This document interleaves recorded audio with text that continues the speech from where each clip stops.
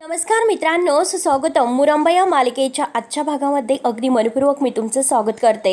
आजच्या या भागामध्ये आता रेवाचं काहीतरी रूममध्ये गाणं गुणगुणत काम सुरू असतं आणि तेवढ्यात चंदा तिच्यासाठी कॉफी घेऊन येते आणि तिला म्हणते की कॉफी घे. तर कॉफी घेत रेवा आहे तर चंदाला थँक्यू बोलते. त्यावरती चंदा मात्र रेवाला म्हणते की आजचा प्लॅनिंग आहे तो एकदम असा टिपटॉप झाला पाहिजे, कारण मुकादमांच्या घरामध्ये तुझ्या नावाचा जय जयकार सुरू झालेला आहे. त्यावरती रेवा तर म्हणते की हो ना अगं चंदा, विश्वास एखाद्याने जर आपल्यावर आंधळा विश्वास करायला सुरुवात केली तर आपलं अर्ध काम मात्र सोपं होऊन जातं. आणि हे बघ विशूच बघ, विशू मात्र किती माझ्यावर विश्वास ठेवतो, काही न अगदी ठेवता. आणि मी कुठून आले, काय करते, मी कोण आहे याचा काही तो विचार करत नाही आणि त्याला काही त्याचं घेणं देणंच नाही. तो फक्त माझ्यावर विश्वास ठेवतोय आणि तसंच मात्र मी मुकादमांच्या बाबतीत करणार आहे. तर त्यावरती आता चंदा म्हणते की हो अगं पण त्या रमा अक्षयचं काय, त्यांचा काटा तू कसं काढणार आहेस बरं. रेवा म्हणते की हो चंदा, एकदा की विश्वास बसला तर त्यांना मात्र एकदा विश्वासाच्या खोल दरीमध्ये ढकलून द्यायचं. गंमत म्हणजे त्यांना वाटायला सुद्धा नकोय की कोणी त्यांना ढकलून दिलेला आहे म्हणून, आणि त्यांना असं वाटलं पाहिजे की त्यांचा पाय घसरला आणि स्वतःच मात्र ते दरीत जाऊन पडलेत आणि मग मात्र खरी मजा असेल ते स्वतःला ब्लेम करत राहतील आणि मी मात्र मग अगदी तिकडे अगदी त्यांची तारीफ करत स्वतः त्यांना वाचवण्यासाठी येईल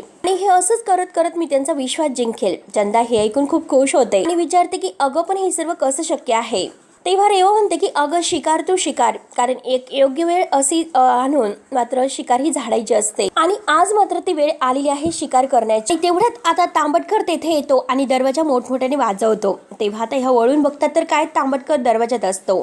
तांबटकर लगेच आता रागरागाने रेवाकडे येतो. आता चंदा आणि रेवा मात्र लगेच कावऱ्या होता. रेवा खूपच घाबरलेली असते आणि तांबटकर या दोघींकडे आता एकटक पाहत असतो.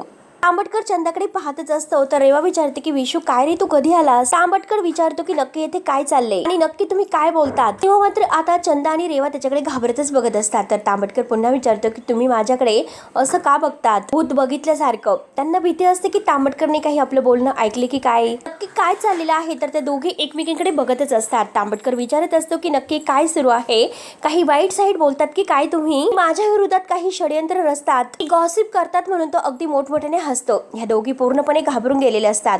काय उत्तर द्यायचं तेच तर काही त्यांना कळत नसतं आणि आता पुन्हा तो हसून म्हणतो की किती घाबरतात, मी गंमत केली तुमची. चंदाला तर पूर्णपणे घाम फुटलेला असतो, ती पदराने आपला घाम पुसते. तेव्हा रेवा सुद्धा आता थोडीशी निश्चिंत होते आणि म्हणते की ऍक्च्युली कसं की रे अरे विश्व थोडंसं टेन्शन होतं, कारण आपल्या रिसॉर्टच्या प्रॉपर्टीला घेऊन जरा माझा थोडासा विचार सुरू होता. चंदा अजूनपर्यंत घाबरलेली असते. रेवा आता पुढे म्हणत असते की हे बघ आपण मात्र इतकी इन्व्हेस्टमेंट केलेली आहे, मग मला असं वाटतं की तू इथे जाऊन बघायला हवी स्वतःच्या डोळ्यांनी ती प्रॉपर्टी. आणि मी नर्वस यासाठी आहे की माझं स्वप्न नक्की उभं राहील ना प्रॉपर्टीवरती, आणि मला असं वाटतं की तू एकदा खात्री पक्की करून घ्यावी. त्यावरती आता तांबटकर म्हणतो की एवढंच तर मी नको टेन्शन घेऊ, मी जाईल उद्या नक्की, आणि जे प्रॉपर्टीचे पेपर्स वगैरे आहे तर ते वकिलांकडून तू चेक करून घे. आणि राहिला प्रश्न बरोबर आहे की चूक आहे त्यात मी काय बोलू, आणि हे रिसॉर्ट आहे तर ते तुझं स्वप्न आहे, तुझी जिद्द आहे, तुझं श्रम आहे आणि तुझं हे स्वप्न आहे, त्यात मात्र मी ढवळढवळ करणार नाही, डोंट वरी. आणि जर तुला मदत लागली तर मी तुला पैसे देईल, ओके. त्यामुळे तू काही काळजी करू नकोस, हे बघ सगळं काही व्यवस्थित होईल. तेवढ्यात तांबटकरच्या मोबाईलवर एक कॉल येतोय. तेव्हा तो म्हणतो की जस्ट मिनिट, मी कॉल घेऊन येतो, म्हणून तो बाहेर बोलण्यासाठी जातो. तेव्हा रेवा लगेच चंदाकडे रागाने पाहत असते. चंदा बिचारी खूपच घाबरते. रेवा तिला रागानेच म्हणते की काय ग, जेव्हा आली तेव्हा दरवाजा बंद करून येताना नाही येता आला का, आणि जा आता कडी लावू नये म्हणते. तेव्हा आता खूपच भडकलेली असते. तर चंदा म्हणते की माफ करा, प्लीज माफ करा, हात वगैरे जोडते आणि दरवाजा बंद करते. तेव्हा आता रेवा म्हणते की हो तुला माहिती आहे की विशूचं आत म्हणजे दिवसेंदिवस आपल्या आजूबाजूला असणं अवघड होत चाललेलं आहे, तरी सुद्धा तुला समजले नाही की दरवाजा लावता यावा म्हणून, आणि उद्यापासून मात्र हे सर्व लक्षात ठेवायचं. त्यानंतर मात्र इकडे आरोही रेवाने तिला जे काही गिफ्ट दिलेलं आहे तर ते मस्त भांडेचं गिफ्ट असतं, लहान मुलींचे भांडे, आणि आरोही आपल्या रूममध्ये येऊन ते सर्व पाहत असते आणि वाव खरंच किती छान आहे असं म्हणत असते. आणि तेवढ्यात ती आईला आवाज देते की आई आई, रमा येते आणि विचारते की काय झालं आरोही, का आवाज देतेस. तर आरोही म्हणते की आई बघ ना ग, रेवा मावशीने मला किती छान भातुकली दिलेली आहे ग, किती सुंदर आहे, मला हवी तशीच आहे. तेव्हा आता आरोही पुन्हा विचारते की आई तिला सगळं कसं कळतं ग, मला काय आवडतं काय हवं आहे ते. तिला अगदी सगळं काही माहिती आहे आणि ती खरंच ग्रेट आहे. आता आरोही असं म्हटल्यानंतर रमाला खरंच खूप वाईट वाटतं, कारण आतापर्यंत रमा आरोहीसाठी इतकं सर्व काही करते, पण तरी सुद्धा तिला रेवा मावशीचा जास्त पुळका असतो. तरी सुद्धा रमा आता स्वतःला आवडते, डोळ्यातील पाणी बाजूला घेते आणि म्हणते की आरू, तुला माहिती आहे का, मी सुद्धा लहानपणी खूप भातुकली खेळायची, मज्जा यायची मला, आणि किती छोट्या छोट्या गोष्टी असतात बरं, आणि हे सगळं किती क्यूट असतं बरं, सगळं काही क्यूट आणि छोट्या छोट्या गोष्टी असतात. त्यावरती आता रमा तिच्याशी इतक्या छान गप्पा करत आहे, तरी सुद्धा ती म्हणते की आई, आपण रेवा मावशीला व्हिडिओ कॉल करायचा का, तिला मला थँक्यू म्हणायचं आहे. त्यावरती आता रमा म्हणते की बरं ठीक आहे, इतकं छान गिफ्ट तिने दिलेलं आहे, मग थँक्यू तर म्हणायलाच हवं. आणि आता रमा फोन लावून देते आणि आता आरोही तर खूपच खुश होते. रमाला मात्र वाईट वाटत असतं, कारण हिचा म्हणजे जास्त रेवावर म्हणजे पुळका तिला लागलेला आहे तर, आणि ती रेवावरच जास्त फिदा असते. त्यानंतर आता लगेच इकडे रेवा शांत बसलेली असते आणि आता आरोहीचा कॉल येतोय, तो पण व्हिडिओ कॉल. रेवा आता खुश होत कॉल उचलते आणि म्हणते की काय आरोही, तर आरोही लगेच खुश होत थँक्यू रेवा मावशी असं म्हणते आणि म्हणते की मला ही भातुकली खूपच आवडली. रेवा म्हणते की हो मला माहिती होतं, थँक्यू, तुला माझं गिफ्ट आवडलं ते, पण आरोही आपण एक काम करू शकतो, आपण दोघी मिळून भातुकली खेळू शकतो, आणि हे फक्त तू तुझ्या आईला विचारू शकते, आम्ही लहानपणी काय करायचो तर भातुकली खेळायचो,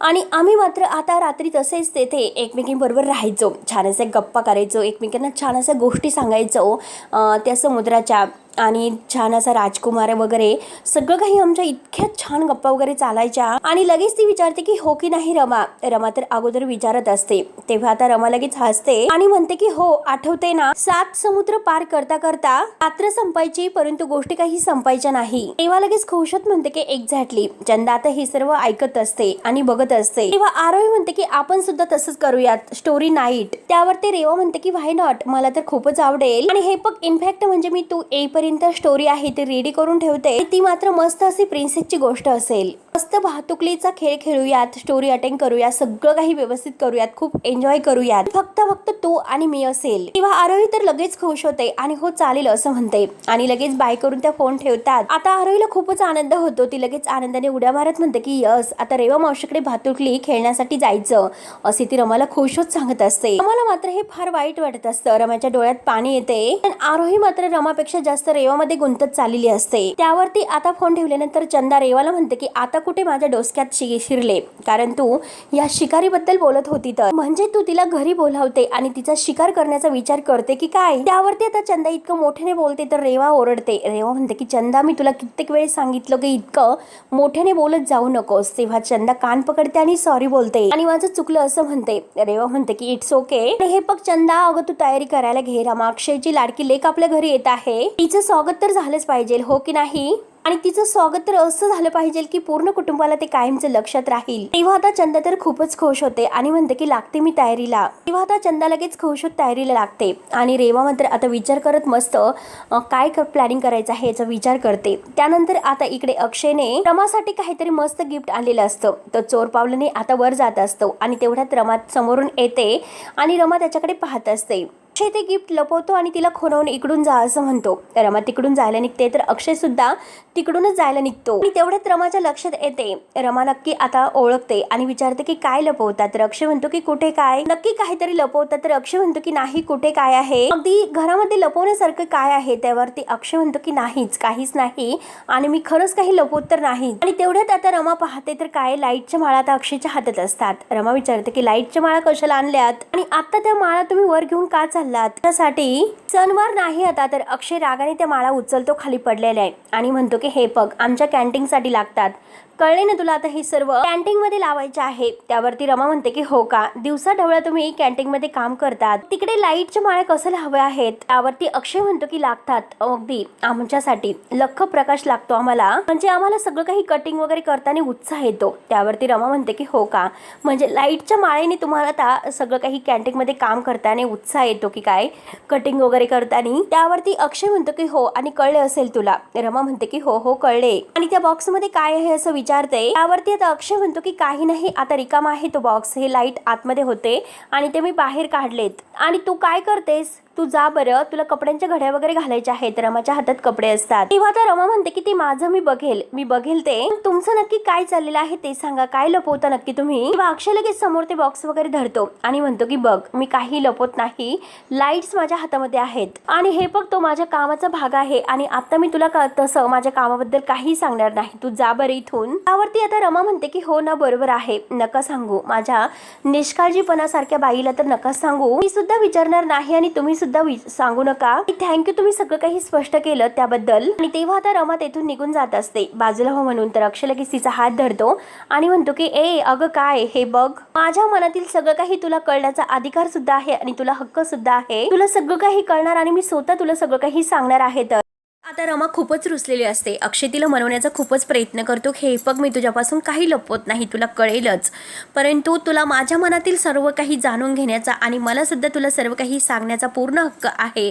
त्यामुळे रमा, तू इतकी रुसू नकोस. आणि रमा मात्र आता तोऱ्यातच तेथून बाजूला जाते आणि तोऱ्यातच बाजूला गेल्यानंतर आता अक्षय आता खूपच हसतो. तो म्हणतो की किती तो रुसवा, आणि रमा, नक्की तुला कळेल आणि तुझा रुसवा नक्की जाईल, मला पूर्णपणे खात्री आहे. त्यानंतर आता रमा हे कपडे वगैरे घेऊन मात्र रूममध्ये येते. रूममध्ये आरोहीचं काहीतरी आता सुरू असतं.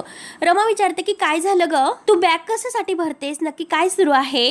त्यावरती आरोही म्हणते की अगर आई, तू विसरलीस का, रेवा मावशीकडे भातुकली खेळण्यासाठी जायचं आहे. तर मगाशी फोन आलेला होता. रेवा मावशी म्हटल्यानंतर आता लगेच रमाचा चेहरा पडतो, कारण रमाला आता आरोही तिच्यामध्ये जास्तच गुंतत चाललेली आहे, याचं फार आता वाईट वाटतं. त्यावरती रमा म्हणते की हो, बोलणं झालेलं आहे, पण लगेच ती आता आजच म्हणाली म्हणून लगेच आपण जायचं नसतं बाळा, आणि हे फक्त फॉर्मॅलिटी म्हणून आपण लगेच असं कसं जाणार असतं बरं, असं लगेच जायचं नसतं. म्हणून रमा आता आरोहीला समजवण्याचा खूप प्रयत्न करत आहे, परंतु आरोही तर काही ऐकायला तयारच नसते. त्यावरती आरोही म्हणते की हे बघ आई, अगं तिने तिची फॉर्मॅलिटीज म्हणून नाही बोलावलं, तर तिने मनापासून अगदी खऱ्याने आपल्याला खेळायला बोलावलेलं आहे. तर जर तुला एवढंच वाटत असेल तर तू तिला फोन करून बघ. हे बघ, तू तिला असं विचारू शकते की तू खरंच फॉर्मॅलिटीज म्हणून बोलवलेला आहे की मनापासून बोलवलेला आहे, नक्की विचार तू तिला, आणि तू आत्ताच्या आत्ता फोन लाव, नाहीतर मी लावते. त्यावरती रमा लगेच म्हणते की आरोही लगेच फोन घेते. रमाचं काही ऐकत नसते. रमा लगेच आता आरोहीला म्हणते की फोन दे, लवकरात लवकर फोन दे, तू माझं ऐकत का नाहीस, फोन वगैरे करायचा नाही. त्यावरती आता लगेच आरोही म्हणते की अगं, तुम्ही तर लहानपणी भातुकली खेळला, स्टोरी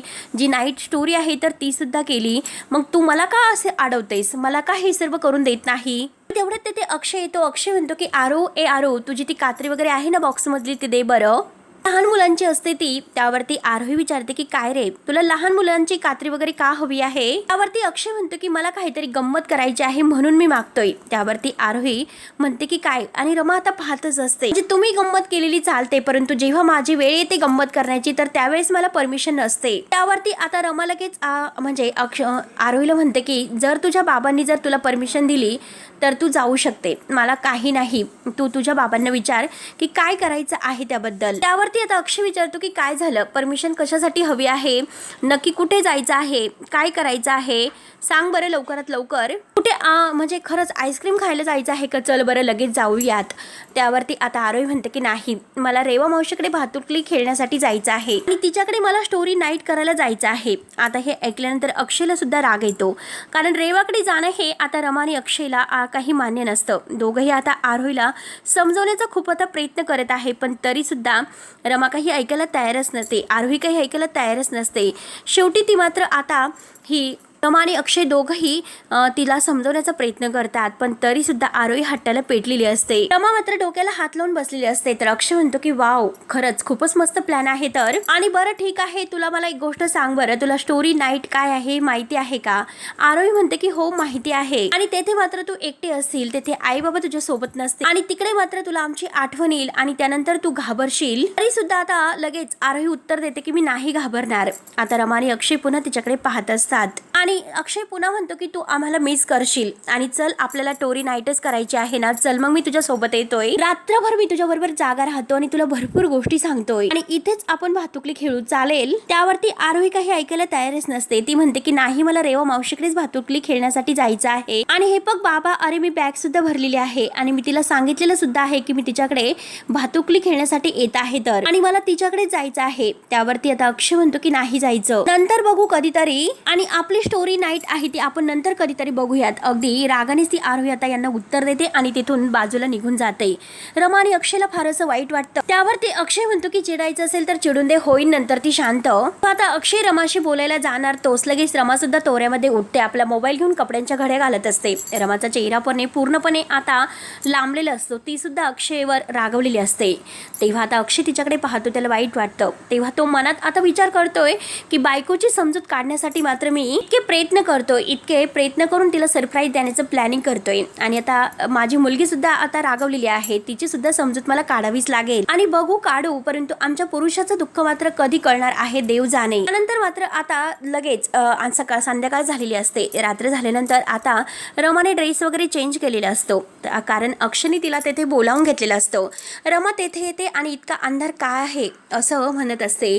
आणि नक्की यांनी मला येथे का बोलावून घेतलं असेल, त्यांनी मला इथे बोलावलं आणि हे स्वतःच येथे नाही, नक्की काय झालं असेल आणि मला नक्की कळतच नाही की यांचं काय चाललेलं आहे ते. आणि तेवढ्यात अक्षय तिला आवाज देतो की रमा रमा. तर आता रमा सुद्धा आवाज देते की अक्षय अक्षय अक्षय तुम्ही कुठे आहात, अक्षय कुठे आहात. पूर्णपणे तिथे सगळा अंधार असतो. रमा आवाज देत असते की अक्षय अक्षय तुम्ही कुठे आहात तुम्ही. तेवढ्यात आता रमा थोडी पुढे येते. तर आता अक्षयने रमासाठी खूपच छान असं सरप्राईज प्लॅनिंग केलेलं आहे.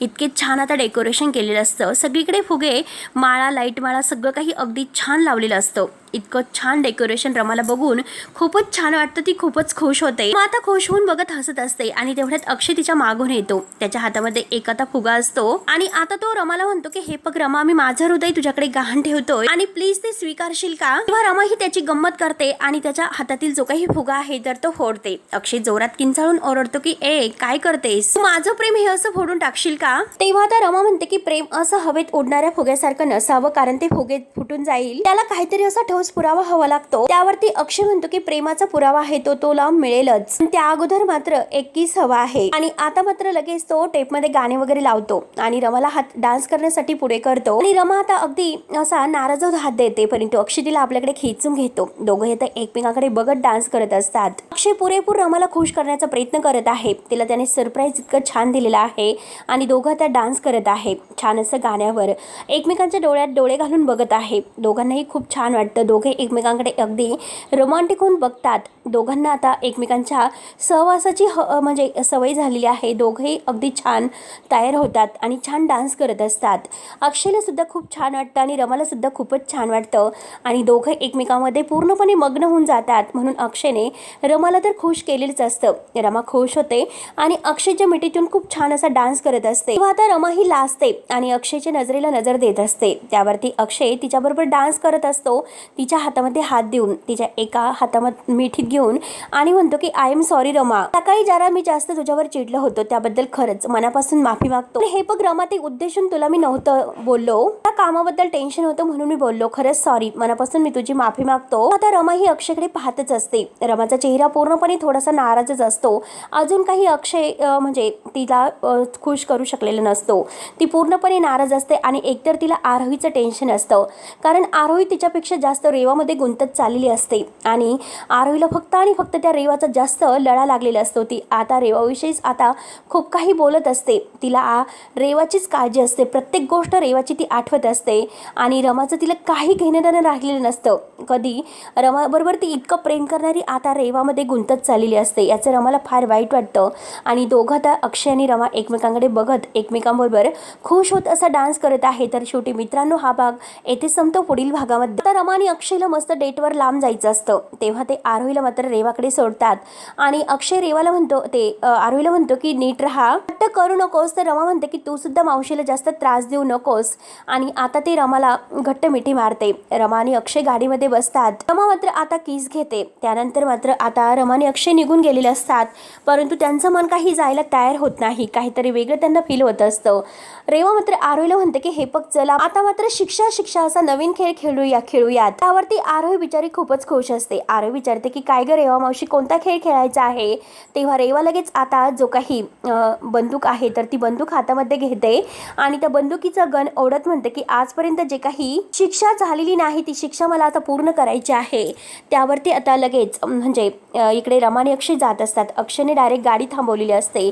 रमा विचारते की काय झालं, तुम्ही गाडी का थांबवली. तर अक्षय म्हणतो माझं पाय काही पुढे जात नाही, मागे ओढतं. रमा म्हणते की हो, मला सुद्धा तसंच होतंय. असते. दोघंही मात्र आता पुढे यायला म्हणजे मागे यायला येतात आपल्या आरोहीसाठी आणि पुन्हा ते रमाच्या म्हणजे अक्षयच्या त्या दोघांच्या वेगळ्या फीलवरून ते पुन्हा मागे येतात आणि इकडे रेवा आरोहीला शोधत असते. आरोही सोफ्याच्या मागे लपलेली असते. रेवाच्या हातात गन असतो आणि ती विचारते की आरोही तू कुठे आहे कुठे आहे. आणि तिच्या अंगावर ती आता बंदूक रोखते. आमची आरोही कुठे आहे कुठे आहे. आणि तेवढ्यात दरवाजात रमाने अक्षय येतात. रेवाच्या हातामध्ये ती गन असते. आरोही खूपच घाबरते आणि त्याच वेळेस तिथे रमाने अक्षय येतात आणि रमाने अक्षय हे रेवाचं जे काही हातातील बंदूक वगैरे आहे आरोही रोखलेली ते बघून त्यांना धक्काच बसतो आणि जोरात ते आता रेवा असं ओरडते. आरोही धावतच रमाने अक्षयला घट्ट मिठी मारते आणि रेवाचं खरं रूप शेवटी त्यांच्या समोर आलेलं असतं की रेवा जे काही वागते ते खोटं वागत आहे.